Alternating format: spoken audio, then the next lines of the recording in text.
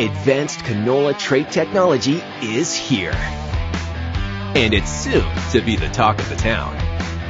Optimum Glide delivers excellent yield potential and agronomic trait performance. Improved crop safety.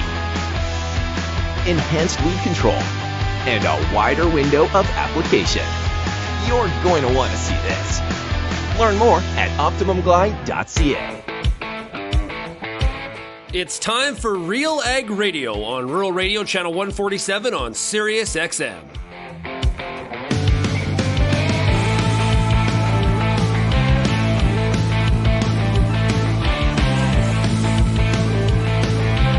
RealAg Radio and RealAgriculture.com is your home for insight and analysis of the issues that are impacting your farm business. Let's get real and get connected with RealAg Radio.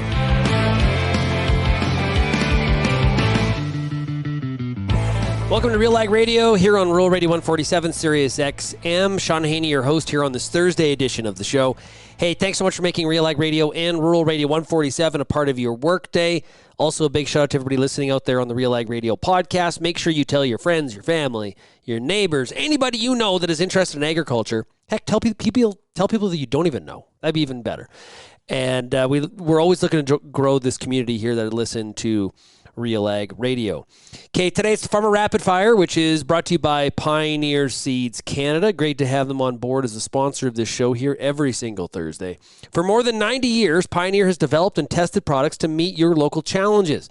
With new Optimum Glide canola, Enlist E3 soybeans, to performing corn products and industry-leading traits and technologies to maximize your yield potential, Pioneer's on-the-ground teams can help you get the right products for your fields. That's the key. Your field, not your neighbor's field, your field. You can find out more by going to pioneer.com/Canada to learn more. Speaking of Pioneer Seeds Canada, we're joined today by Sheila Murphy. She is in St. Mary's, Ontario, and she's going to join us here today, give us a bit of a crop update from that neck of the woods. We're also going to hear today from, who we've got? Stewart Skinner, who is from Perth County in Ontario, around Listowel. We got Kris from Tisdale, Saskatchewan. Brendan Uruski is in Arbourg, Manitoba. And we're going to dip into Iowa, and we're going to hear from Mark Recker, who's around Arlington, Iowa. Find out how we've been hearing a lot about dryness in the Midwest. Just feels like it's across Western Canada. It works its way south. But the same thing, no matter who you talk to, it does seem that the comment comes up. It's been spotty, weather lottery, Mother Nature choosing winners and losers. And that seems to be a bit of the trend here in 2023. If you have any feedback on today's show, we'd love to hear from you. You can send me an email. The email address is shaney@realagriculture.com. You can also find us across all the different social media platforms, Threads. I'm still getting used to saying Threads. YouTube, Twitter, Facebook, Instagram, and TikTok. And I have that order in my memory, and the addition of Threads has kind of screwed up my rhythm there. But we are on Threads, so if you are, give us a follow and interact with us there, which is, of course, Instagram's new social media platform. Make sure when you check out our YouTube channel, which has a plethora of videos every single week being added, you become a subscriber. Click subscribe, and then you're really getting the information that you need when you want to watch it, and you get notifications and all that kind of stuff. So make sure you check that out. You can also call the RealAg feedback line, 855-776-6147. Now, I can't remember if it was last week or the week before, we talked about the Real Agriculture poll, and we asked farmers, do you write down your goals? Tons of studies show that if you write down your goals, way higher probability you achieve them. Here's what's interesting. 61% of you do not write down your goals. And that's according to the Real Agriculture poll that we had running last week. And the other part of that is when we asked questions of the Farmer Rapid Fire to the farmers about this, I don't think any of them wrote down their goals. 11% said yes and revisit often. Yes, but rarely look at the list. So that's 27% have them written down. And 12% said no, but they plan to start. Well, no better time than now. Today on the Farmer Rapid Fire, we're going to talk to farmers and ask them about their holiday plans. Are they taking holidays? What are they doing? They going to the lake? They going camping in the bush? Maybe it's a staycation.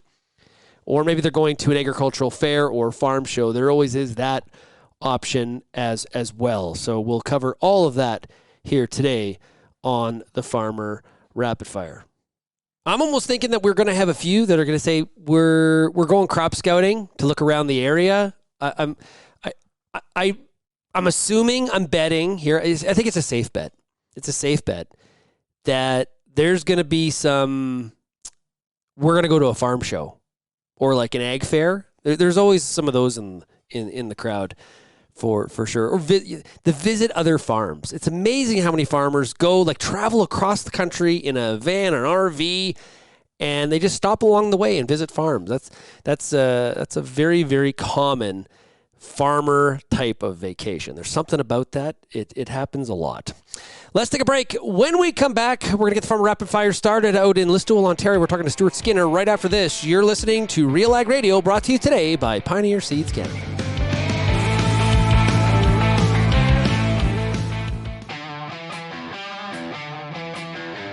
Advanced canola trait technology is here. And it's soon to be the talk of the town. Optimum Glide delivers excellent yield potential and agronomic trait performance. Improved crop safety. Enhanced weed control. And a wider window of application. You're going to want to see this. Learn more at OptimumGlide.ca. And welcome back to RealAg Radio, broadcasting here from Alltech One. We are fortunate now to be joined by the CEO of Alltech. It is Dr. Mark Lyons. Mark, for some of the listeners in Canada and the U.S. that have heard of Alltech but aren't totally familiar with what those products are, talk about that. We focus on how do we deploy sustainable solutions for agriculture. So mainly through nutrition, whether that's crop nutrition or animal nutrition. That's kind of the area that we understand the best. Our background is in microbiology, so we've worked with all sorts of different types of fermentation to produce these types of technologies. But ultimately what we're trying to do is how do we improve the health of that animal, that crop, end up with something that we're not having to use as many chemical interventions, and we're really aligned with the future and really where consumers are already getting to today, and regulators as well. There's so much conversation around sustainability. We've got to be able to measure what we're doing, reduce our impact, but at the same time produce more nutrition, which is ultimately what the population needs.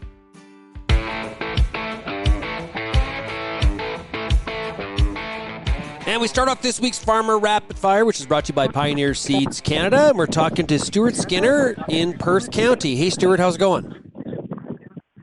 I'm great. I just hope my cell signal holds for this call. But other than that, just great. You and everybody else I've talked to today, I've had terrible cell issues all day. Something must be going on with some networks here in the middle of July. Okay, Stewart, what's happened on the farm here this week? Well, we just finished up loading a pot of hogs that are literally just sitting in front of the loading chute. We're moving a little bit of manure between farms to get ready to take manure out after wheat comes off. It's kind of a nice sunny day, chipping away at the to-do list, really. Okay, talk about the hog market. We've heard a lot about comparing cattle feeders, ranchers thinking about things a lot more positively than the hog producer is right now in Canada and the U.S. What's going on? Well, it's an interesting time, with hogs. Well, two things about pigs. There's always somebody selling pigs today that's making money, and there's always somebody selling pigs today losing money. That's the nature of the beast. There's so many different chains and so many different types of pigs that it's not just one big monolithic industry. That being said, it isn't a kind of a curious time, if you will, in that the margins of both the packer and the producer are under pressure. Traditionally, that would kind of offset. Whereas right now, the only person you can guarantee that's making money on a pork chop in Canada is the retailer. That's about it. It's really that's kind of sums it up. It's that easy to put it that way. Well, some would argue that I've maybe oversimplified a very complicated supply chain, but essentially, yes. It is very odd, especially given the short market for beef, and the too much pork, if you will, on the wholesale end in the States. We haven't seen pricing at the retail level move at all. I went into Walmart a couple weeks ago here in Listowel just to look at the price of ham. And for a for a 400 gram package, it was $13. To put that into just to kind of talk about the wholesale value of that ham, before the person that smoked it bought it, they would have paid maybe the equivalent of not much more than $1.50 to $2 a kilogram. So there's, as I said, the packer isn't making money in pigs as a rule right now. The producer isn't making money as a rule, but there seems to be a healthy retail margin when you look at the retail prices. We had on the head protein analyst for Rabobank. This is going back, a couple months now. And she had said that if I remember right, her forecast was like, it's going to take about 12 months. So say it was 2 months ago, 10 months from now for the pork industry to work itself out of this supply issue. Is that what you've been hearing, or is it better or worse? I think that whomever that individual was, you should listen to them for advice, because that is not what I thought would happen. I think there was a lot of pig farmers that thought that supply crunch was maybe coming sooner and that we'd see shortages already. This was a year where I guess the bears are winning, if you will, in terms of what folks thought coming into the year. In saying that, we've seen some odd price movements even the last 2 weeks and for summertime, in that traditionally the cutout or the composite value of the pig would be declining right now, and it's actually strengthening. I don't know what it's done today. I've been outside where there's no cell signal, but the market has been strengthening over the last couple of weeks. There's a lot of disruption between Proposition 12 in California and again, just an interesting retail environment that's not just Canada, it's North America wide. And then the beef picture. I have no clue other than it doesn't seem like there's a lot of beef around. That's really, and so you got all these things swirling around. So as a producer, what are you doing to make sure that you're on the other side of it? Like what are some of the things that you're doing to manage risk? Well, we're either really smart or we're really dumb, Shaun. We're trying to add supply. We're trying to add more sows into our network right now. And we're trying to grow despite a difficult environment when it comes to raising liquidity. When it comes down to the hog industry, and I can only really speak for Eastern Canada, we're pretty darn good at this. We've got some of the best cost reduction in the world. We've got there's room for improvement, but we've got really good processing. The stuff that is here, we do well, and we could even do more. So it is easy to be bearish when things are kind of as bad as they are from a short-term standpoint, but the long-term macro pieces around global meat consumption and demand has stayed strong and will continue to stay strong. And I think that just, taking solace in that underpinning that we're good at what we do, there's a demand for the product we raise, and there's a lot of good people involved all throughout the chain. Yeah. And you, we're close to the same age. You've seen trials and tribulations in the hog sector before. It tends to bounce around when the good times are good and the bad times feel like they're really bad. It is. I think more so than, say, beef, definitely than poultry in Canada. You got to have some stomach for some volatility in what those P&Ls look like on the farm. Is that a fair way to put it? 100%. And you know what? I love this business. I hate it sometimes because it takes good people and it tears them up and it spits them out, and it doesn't always mean they come out on the other side.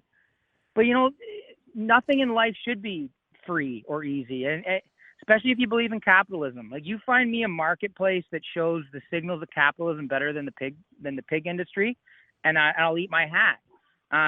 There are so many first-generation farmers in my industry that they started by renting a barn, busting their butts, and building it up, and now they're successful. You can't look at many industries in agriculture in Canada today and do that. Hogs, it's not easy, but you can. All you need is a plan and the desire to work. Yeah, there's something about, we talk about it in sports. It's true in business. It's true in life. The value of some adversity, right? Like, if things are easy all the time and you don't have to face any sort of challenges, when there is a challenge, you're not really weather tested for it, but you just don't want the adversity to break, right? You want to face the adversity and push through the challenge, but there is some value in some adversity. Yes. Now you have to be careful. You're not always trying to fight either, which is something I got to remind yourself, because if you're always seeing adversity, sometimes you're actually ignoring an easier path. But this business gives you lots of opportunities for both adversity and then to be reflective as well. You just need to load a pot of hogs, and you can learn all kinds of patience and lack thereof in less than an hour. Yeah, good thoughts. Hey, with everything going on, are you going to be able to take some time for some holidays here this summer? Yeah, I was super lucky. My wife and I were able to host a couple from Quebec who are farmers who I got to know last fall. Spent some time touring in Ontario last week with them and just showing them around our hometown, and then spent some time with family. So we actually got our holidays out of the way early, but it was really exciting to spend time with farmers from another part of Canada. It's so exciting to go and learn stuff together, and so yeah, that was our holiday. We were looking at biodigesters together. Well, nice holiday and very romantic, right there. Yeah, you should. Yeah, that's when you picked the right life partner, Shaun. When everybody can be happy about looking at biodigesters. I love rules to live by with Stewart Skinner. I really appreciate it. Hey, Stewart, thanks so much for joining us here. All the best to you through the summer months, and we'll talk to you a little bit later on in the fall, okay? Awesome. Thanks for having me on, Shaun. I appreciate it. We'll be right back on RealAg Radio and the Farmer Rapid Fire, brought to you by Pioneer Seeds Canada.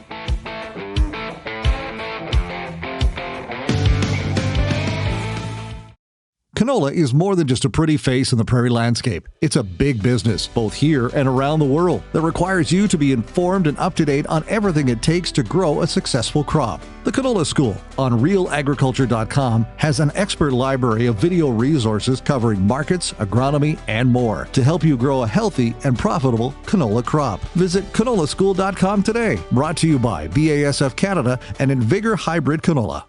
Hi, I'm Bernard Tobin, host of the Soybean School on RealAgriculture.com. Throughout the year, on the Soybean School, we'll bring you timely agronomic video content from planting to harvest, from the latest agronomic research to the latest in production technology. Check out our massive video library on YouTube, RealAgriculture.com, or download the audio podcast versions wherever you get your podcasts. The Soybean School is brought to you by Pride Seeds, BASF, and Syngenta Canada.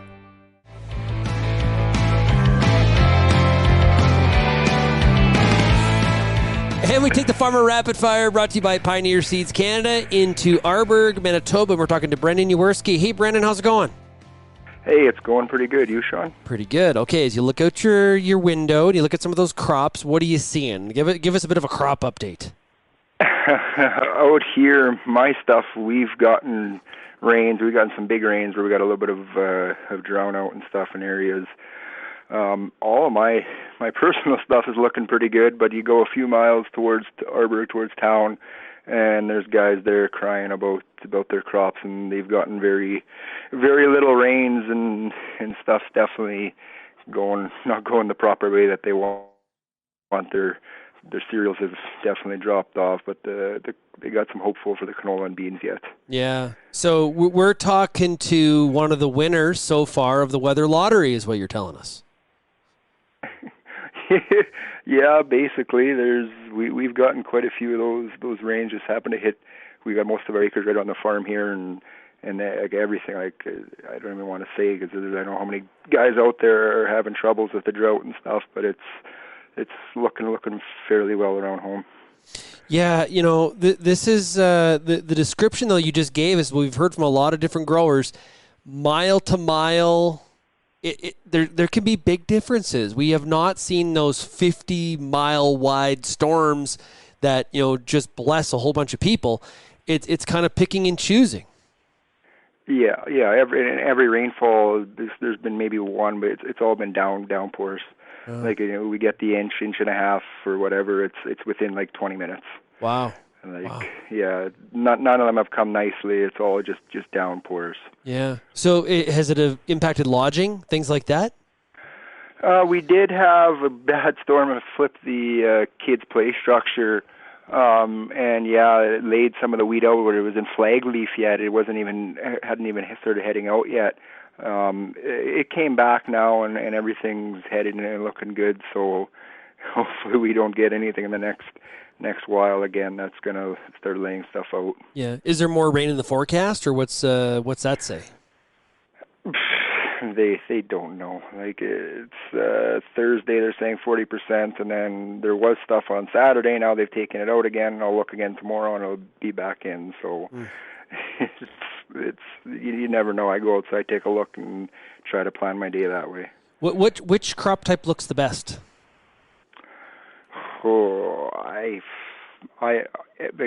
my peas look phenomenal. They're growing. The canola this year, I haven't seen it cabbage and grow, and I'm impressed with that. And even my wheat sure look like it. I guess everything of mine around here, I can't really complain about. It all looks really good. But yeah. I'd say around the area, all the canola is definitely looking sharp this year. Now, Arbourg is really, it's sandwiched between Lake Manitoba and Lake Winnipeg. Now, is this a typical year where you get kind of these big sort of storms being surrounded by those two big bodies of water? No, we're definitely more wet than we are dry up here. That's what I remember as a kid always, is being more wet. The thunderstorm, like, no, we definitely get some, but I wouldn't say that's kind of normal. What's the soil type? Clay. Yeah. Yeah, it's clay. We've got some peatland and stuff though too. There's areas of some heavy peatland. Like we've got a quarter that you just walk in and it's just like powder. That's always fun to play with. But mostly clays and clay out here with it gets rocky with the limestone and stuff around. Yeah, it definitely provides some challenges being up there for sure. How has the growing season been overall? We talked a little bit about the weather and how that's impacted the crops, but how would you describe this growing season so far? Well, right now I can't complain with this temps we have about that 25, and it's everything's flowering, so it's not too hot. We were definitely hot there early, and that accelerated a lot of things. I know some of the forage guys with their bees were kind of complaining that they didn't get their bees quite out on time because all of a sudden there was flowers and bees weren't ready to go out, and there was another 2 weeks, and so they were a little bit worried about that. But now that heat's gone, it looks like hopefully we can stay around this 25 and below and finish off the season with the peas have been flowering for 2 weeks. Canola's coming on 2 weeks, so let's hope for another 2 weeks of this, and that should have some good pod fill and pod set, and same thing for the wheat to fill those heads. Now, with the crop you have out there in the field, what have you done with your crop marketing? Nothing. There's been zero done so far. Okay, so what are you doing? What's the strategy? What are you thinking?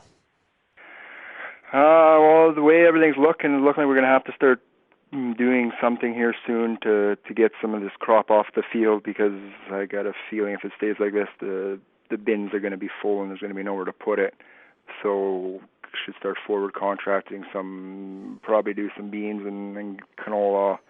I don't like holding on to canola too long because it's playing with fire, it seems.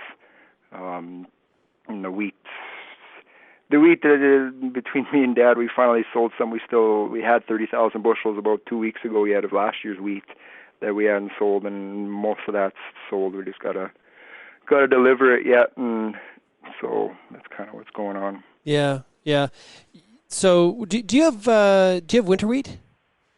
No, we did put fall rye in though. How does that look?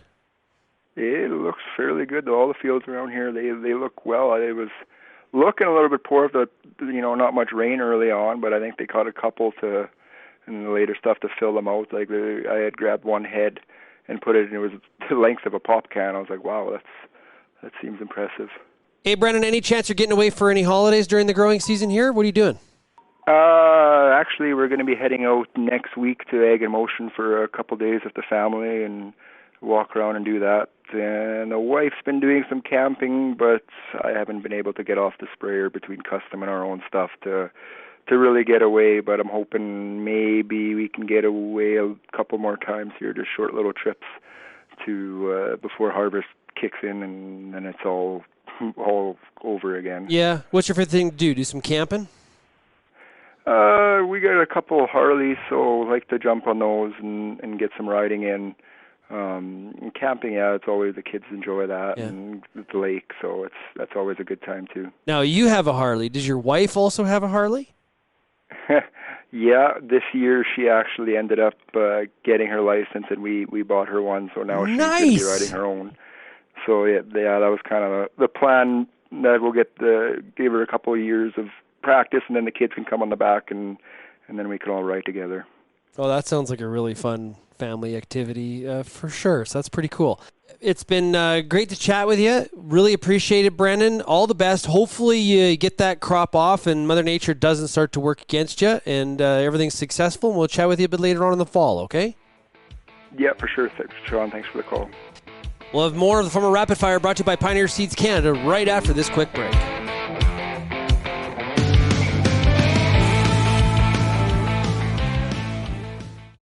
Peter Johnson at WheatPete, RealAgriculture.com. I'm the host of The Word, and I love doing The Word. I love the questions. I love the challenges. I love having to apply agronomics to all over the globe and areas outside of my normal jurisdiction.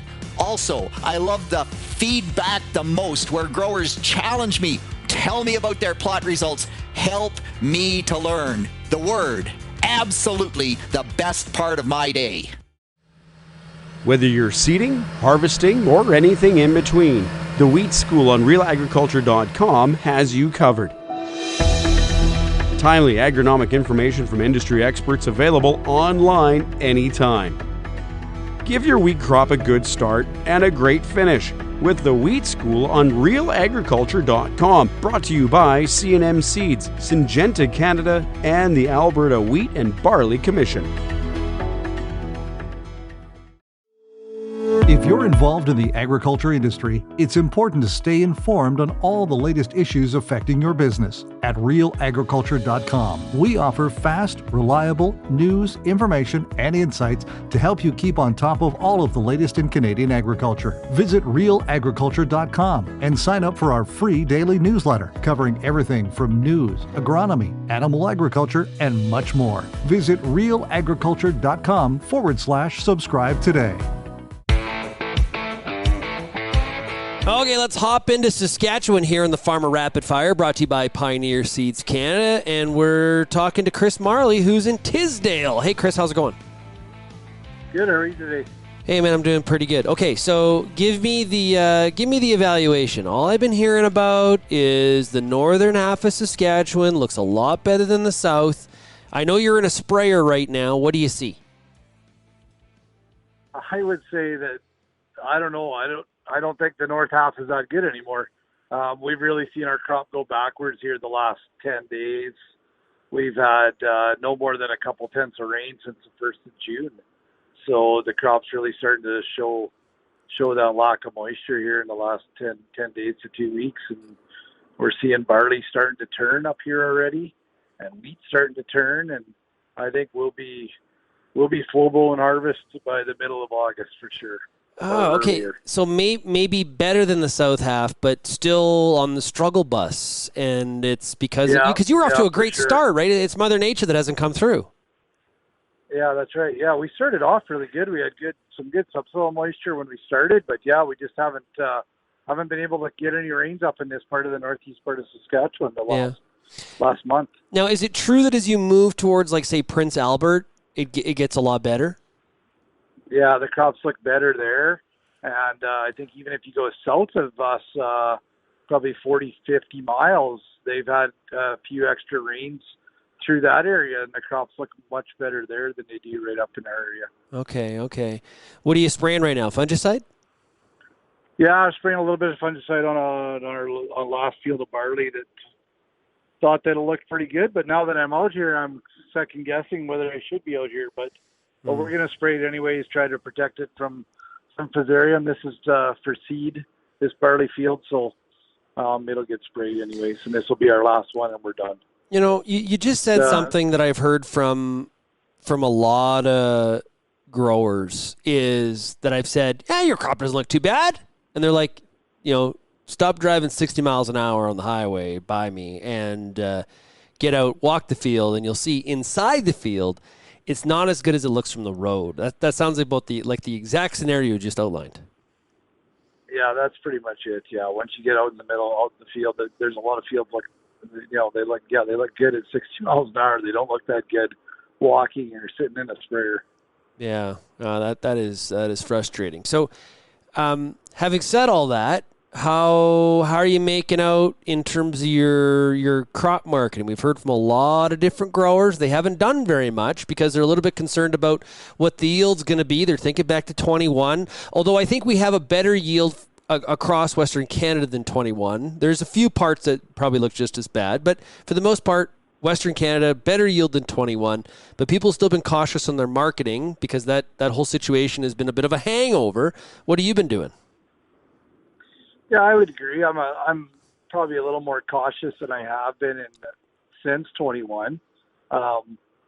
We took some advantage of some as prices were increasing here in the last month or so, a month and a half, and we're pricing a little bit more stuff. But now, I've kind of put the marketing side on hold at the moment until we get into the crop and see what it's like when we get in there with the combine. Yeah, you said maybe be into harvest deep middle of August. Is that a couple weeks earlier than normal, or when do you usually budget to start harvest? Probably. I would. Yeah, we usually budget for peas in this area the 15th to the 20th of August, or maybe 25th of August. But this year, all along, right from the start, our crop's probably been 10 days to 2 weeks ahead of normal. We had really warm weather when we started seeding the 5th of May, and we had crop out of the ground in 6-7 days. So typically when we start, the ground's cold, it takes 2 weeks before we see anything coming up. But this year it came up fast and early, and so that's made it earlier. But then also now with the extra heat we've had and the lack of moisture, it's bringing the crop on a little faster as well. So I'm sure that we'll see some, we might even have some peas and some barley that'll be, the first week of August. So you spent going to make for a short summer. Yeah. You spent a lot of years custom combining, covered a lot of ground over those years. If you were doing it this year, you would have had some. You would have had that combine and road gear in some of those places like Kansas and parts of Nebraska. But Montana looks fairly good for parts that I've driven through. Yeah, I've heard that too. I've heard that there's a lot of areas of Montana that look pretty good this year, and probably more of a normal time frame as harvest. So, some of those custom guys that are coming up on that run and come up into Saskatchewan, they're going to be on to hit that gas pedal when they get to Montana, because it's going to be Saskatchewan will be coming on, parts of southern Alberta probably coming on hot and heavy before they get out of Montana. So especially because I've heard it's quite a bit later down there this year. Kansas, Oklahoma, late. Lots of guys. I know guys in southern Kansas that haven't hardly turned a wheel yet. And typically we would have been out of southern Kansas and into Colorado and South Dakota by now. So on a normal year. Yeah, I drove basically from Plentywood down to the High Line, got it connected at Glasgow, went across to Havre, and then down through Fort Benton to Great Falls, and then over to Helena a couple weeks ago. And I thought that, maybe some of the audience will correct me when I say this, but I thought those crops around Fort Benton were fantastic. They looked really good and late, very, very green, no sense of turning whatsoever. They looked really good from my. Now, once again, I'm going 70 miles an hour down the highway, but they look pretty good. Yeah, I talked to a friend of mine that does combine in that area, and he's thinking the 20th to the 25th of July, which is a little bit late. I know we combine in Fort Benton as early as the 15th of July a couple of years. So, wow. So it's maybe a little bit on the late side, and he did say the crops look pretty good in that area. So, do you miss custom combining? There's days I miss it, but no, I don't think I miss it that much anymore. We're busy enough up here. Got lots going on. Yeah, you got to worry about your own stuff. It's nice to get to the lake once in a while in the summer now. Well, I was just going to ask you that. Have you been able to get some lake time in at all? Yeah, we've got a few weekends. We've got gotten away. So no more than a couple days at a time. But yeah, it's this weekend we'll get away, and a couple more times hopefully here before we have to sit in the combine. Yeah, that's like you said, short summer for some people for sure. Well, hey, Kris, thanks so much for joining us. Really, really appreciate it. All the best to you. And hopefully those yields are a little bit higher. If you got rain today, would it be still time, or are we past that apex? Yeah, it would. I think the wheat and canola would definitely benefit, and peas probably too. The peas look really good. Just those top pods are filling right now, and wheat's filling. Even some of this barley that I'm doing today would definitely benefit from a rain. It's just that when you look out at that 2-week forecast, we just don't have anything there for the next couple of weeks, and kind of mid to high 20 temperatures coming up for the next week. So it's going to be a little bit hard on the crops. But yeah, there definitely would help a lot if we could grab a rain here in the next week. For sure. Mother Nature won't even flirt with us. She doesn't even tease us. She doesn't give us anything. No. Hey, Kris, hey, thanks so much for joining us. Really appreciate it. No problem. Anytime. Personally, I think it'd be super fun to do that for a whole season. That just jump on a combine, be on a custom combine crew, just like Kris was talking about there, and start south, work your way north. Oh, the tales from the road that one could tell. We know this.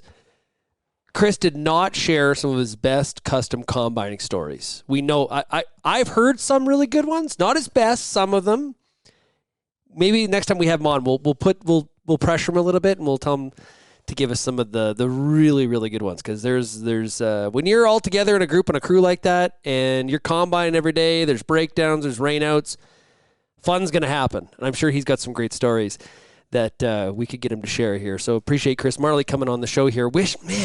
I was hoping for better crops out of northern Saskatchewan. And like that PA area, it has sounded a little bit better, but like Kris says, it's kind of dried up a little bit, which is it's pretty disappointing. And I'm sure we're going to hear a lot more next week at Ag in Motion in Saskatoon for sure. Okay, we've got more coming up here on the Farmer Rapid Fire, brought to you by Pioneer Seeds Canada. Make sure you go to pioneer.com/Canada to find out more. Let's take a break. When we come back, we're going to work our way down to Iowa. That's right. We got a U.S. guest this week. We'll do that when we come back. You're listening to RealAg Radio, brought to you by Pioneer Seeds Canada.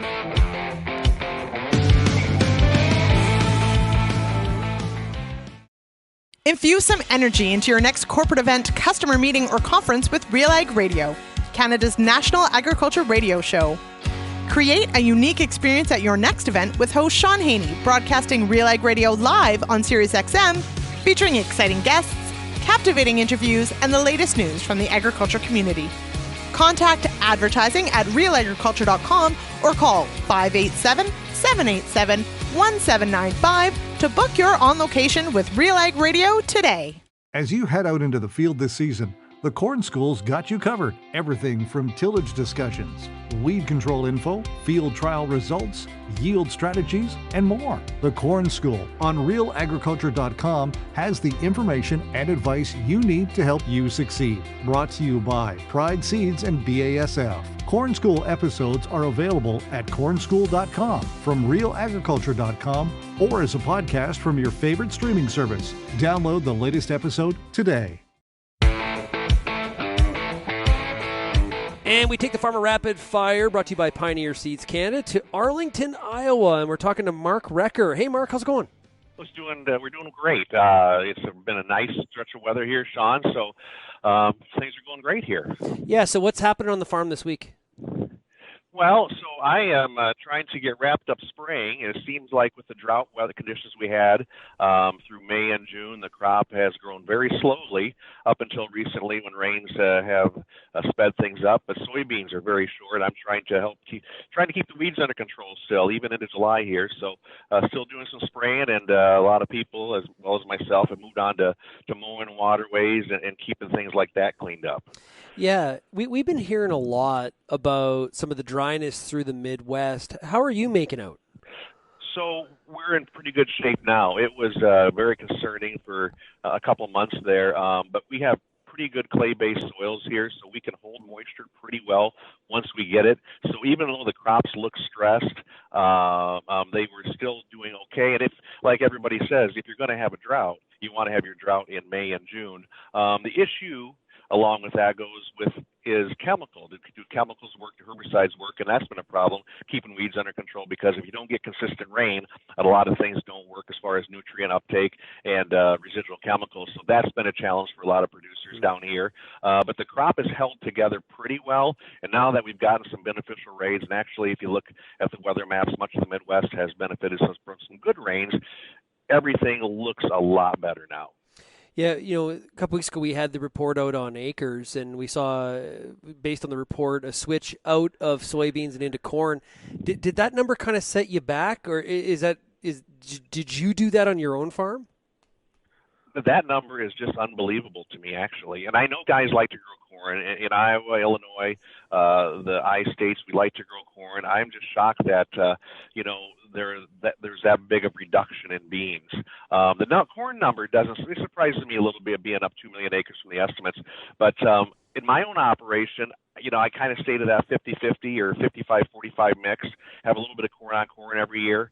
But the reduction in bean acres is really surprising. I don't necessarily see that around here. And anybody I talk to, I don't think would say that they have that big a shift into corn from beans.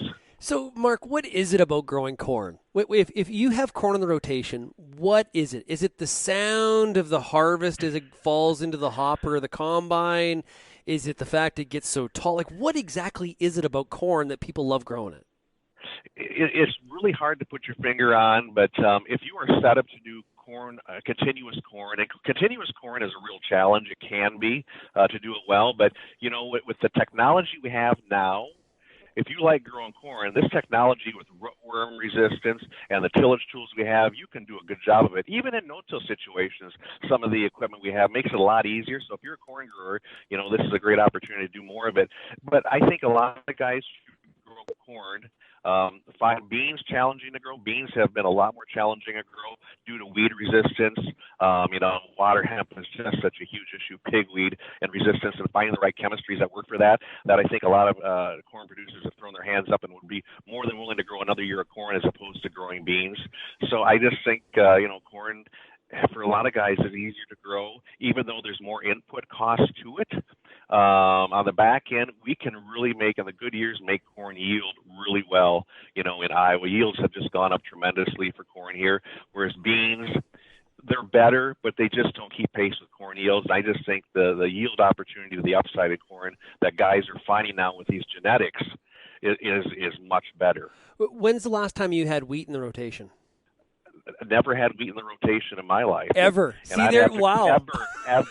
Never. You'd have to go back to my father, who's 93 years old, and still comes out to the farm and wants to do some things. He's 93 and in good shape, and I could talk to him, and you'd have to go back to the 40s and 50s before once beans became a thing to grow in the 1950s and 60s around here, It kind of moved out the other crops here in the Midwest. That's amazing. Like, we're talking going back to the 50s. Yeah. That's when you had, you started converging into that two-crop rotation on a lot of farms. Now, if you still have livestock, obviously, you still had a lot of livestock numbers. That kept the rotations as you used to see them. But, as livestock dwindled on farms to the 60s and 70s, and Earl Butts said we need to grow corn fence row to fence row in the 70s, that just drove that rotation down to two crops in a lot of instances. Amazing. Okay, I know you follow the markets really, really closely. Can you shed some light on what's going on, and how have you tackled some of your grain marketing here on this 23 crop? The 23 crop has just been such a challenge because we have on our head the 22 crop, and we sure like to get as good a price as we did in the 22 crop, but because that's the way marketing and the mindset works. So just try to through the spring here, you look at the seasonals. Seasonals tell you when to sell through this April, May, June time frame. And we had a tremendous opportunity in June, late June here, with that huge run up, which I've never seen anything go up and come down with such severity and so quickly like that particular rally. And it's really hard to sell that when you have to look out your window and the crop's struggling like it is. But at the end of the day, I'm 53 years old, been doing this for 30 years. At the end of the day, it's good to sell something into that. So I've always just been more of a seasonal seller, a little bit at a time, and try and take advantage of those rallies like that and just close your eyes and sell some. Yeah, like in a month and a half, you look at Deese corn as just like an example. What a ride, an incredible roller coaster. And when I say roller coaster, straight up, straight down, in a matter of like 4 or 5 weeks, it's absolutely incredible. So if you kind of walked away and didn't pay attention to the market for, because you're busy on the farm and things were going on, you look back at the chart now and be like, what the heck did I miss there? Incredible. It is so hard, especially in May. And I always thought June is just the worst because there's so much going on, spraying, side dressing, everything. You lose track of the markets. I know a lot of farmers who just don't watch it as close, but if you miss it, you miss it. It's something you really got to watch all the time because seasonally this is our best time to sell. And knowing that weather is such a huge issue here and widespread drought, driest May and June for records for a lot of areas. But then in the back of your mind, well, demand is down. Nobody's buying the product anymore. You just got to remember that you still got to sell this crop, even if the weather is not agreeable. The demand hasn't been there, and just got to do your best marketing. Land sales still pretty strong around here? Is it kind of backed off, or at least the volume of transactions, have they settled down a little bit? The volume of transactions has settled down, has come down that I've heard, but the volume of transactions, you just don't see as much for sales going on right now. And my understanding is you're not seeing necessarily the attendance at a lot of the sales that are taking place, but the price, I don't believe, has backed off 1 inch.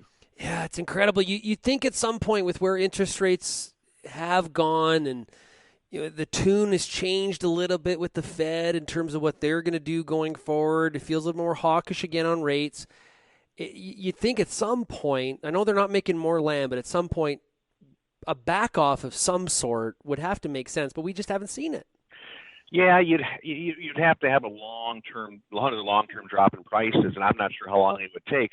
But a lot of the money buying land now is not dependent on interest rates. I don't think. I think there's just so many, whether it be an outside investor or a farmer who's buying the 80 next door, and is such a good cash position that they're willing to take off a big chunk and not have to leverage much of it right now with what we're seeing. That's why prices are so strong that there's always a bidder coming in with a lot of some deep pockets that can hold their position. Cash is king. Cash is king, right? That rule has not changed. It is. Well, hey, Mark, thanks a lot for joining us here this week on the Farmer Rapid Fire. Really appreciate it. Hopefully you get the rain that you need, harvest goes well, and we'll definitely talk to you again soon on the Farmer Rapid Fire, okay? Well, hopefully you get the rain you need too, Shaun. So thanks for having me on.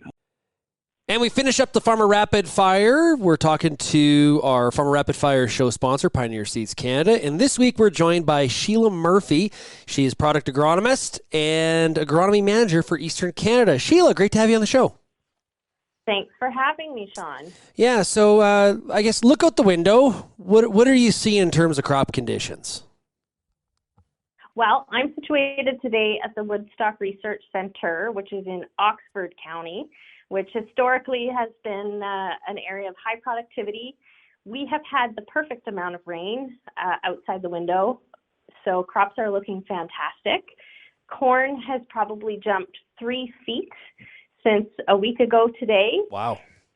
So it's fabulous here. Yeah.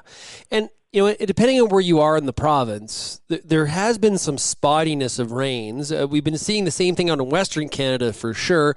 But it's kind of like the haves and have-nots when it comes to some of the moisture conditions, right? Yeah, that's exactly right. That's what we're seeing here. Some areas in the far southwest have seen too much rain, so we're having some ponding, flooding, and then other areas have seen not enough rain. So a few systems went through last night, so maybe a little bit for those areas affected by the dry weather, but we'd like to even it out if we could. I think during the commercial break you described it as Goldilocks and the Three Bears. Is that how you put it? Yeah, that's it. For some it's too little, for some it's too much, and for others it's been just right. Yeah, There you go. Okay, we're at the time of the year where people got to be thinking about fungicide application when it comes to soybeans because we've got probably some concerns about white mold. For sure. Last year we had a much drier season, so it wasn't as much of a concern in southwestern Ontario. But of course, this year with beans looking very lush, we've had some moderate temperatures and the moisture is there. So now's the time to be thinking about or going ahead with a fungicide application in soybeans. Looking like it could be a 2-pass year. Southwestern Ontario doesn't typically always spray twice, but as we look at the yield potential that we have in the crop, something to keep in mind to protect that investment you've made. And what's that ideal timing? So starting at flowering is when you're first going to go in with your first fungicide application, and then the next one 3 weeks later. On Monday's show, where we have Agronomic Monday, Peter Johnson, Real Agriculture's agronomist, was on, and we were talking about tar spot and how, don't drop your guard because we didn't have it in 22 in Ontario. That doesn't mean we don't have a situation where it could really poke its head up in 23, and the conditions are a little bit more ideal for it this year. Would you agree with that? I would completely agree. Again, last year, the pathogen is here. It overwinters in Ontario. So even if you saw it in the fall of 21 or the fall of 22, that means you still have it in your field. But with the moisture conditions and even the moderate temperatures that it likes, it is potentially posing a risk for farmers in Ontario. How do I fend against it? Well, genetics is your first defense. And thankfully, through the Corteva lineup, we have some products. A lot of our lineup is going to provide some tolerance to tar spot. So that buys you some time. And it depends on when the infection occurs, but that's your starting point. So I hope people were listening to us in the fall of 21 when we said hybrid selection, hybrid selection, hybrid selection. And then, of course, there are some fungicides labeled as controlled or suppression that you can start applying at the VT stage or later in the crop. But tolerance is the key word there, not resistance. So even though you maybe put a hybrid in the ground that has a decent tolerance for tar spot, that doesn't mean you should be dropping your guard whatsoever. You got to pay attention, and you still may have to use a product to try to keep that infection lower. That's exactly right. Diseases are tough ones, just like white mold in soybeans. We don't have a complete mode of resistance through genetics, so we need to use all the tools in the toolbox. Pick a hybrid or a variety with the best tolerance you can, and then follow up with good management protocols. Yeah.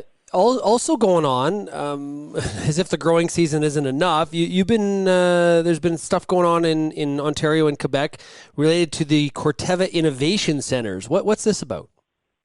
Oh yeah, this has been so much fun. Last week and this week, here at the Woodstock Research Center and in Quebec at the site at St. High, we've been having great interactions with retailers, pioneer sales agencies, and customers, growers, to talk about the pipeline. Corteva is a fun place to be right now. Our pipelines for whether it's crop protection, seed-applied technologies, and our seed lineup, our pipelines are full, and we have lots of exciting things to show our customers on how we can help make them more successful. Great stuff. Hey, Sheila, thanks so much for joining us here today on the show. Really appreciate it. All the best to you. Good luck through the rest of the growing season. We'll chat with you a bit later on in the year, okay? Okay. Take care, Shaun. And a big thanks to Pioneer Seeds Canada for being the sponsor of the Farmer Rapid Fire. If you have any feedback or commentary, maybe an update on your crop conditions, send me an email, shaney@realagriculture.com, or you can call us on the Real Ag feedback line. The number is 855-776-6147. Thanks, everybody, for getting real and getting connected with Real Ag Radio, and we'll chat again tomorrow. Cheers, everybody.